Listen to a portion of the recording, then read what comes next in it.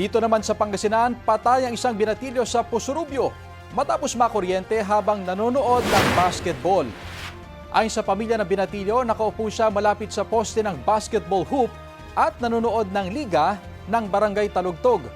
Bigla na lamang daw nakuryente ang biktima nang mapahawak sa poste. Kalaunan, napag-alaman ng mga naroroon na may nabalatang kable at nakadikit sa poste. Tanong ng pamilya ng biktima bakit may live wire doon. Sabi ng pamunuan ng Sangguniang Kabataan na nagpaliga, nasuri nila lahat ng kable sa lugar bago sinimulan ang basketball games.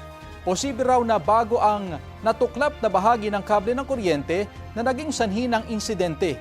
Tumanggi namang magbigay ng pahayag ang chairman ng barangay. Matapos ang nangyari, ininspeksyon ang mga kable ng kuryente sa mismong basketball court. Nagpaabot ng pakikiramay ang konseho ng barangay sa naulilang pamilya. Magbibigay rin daw sila ng tulong pinansyal.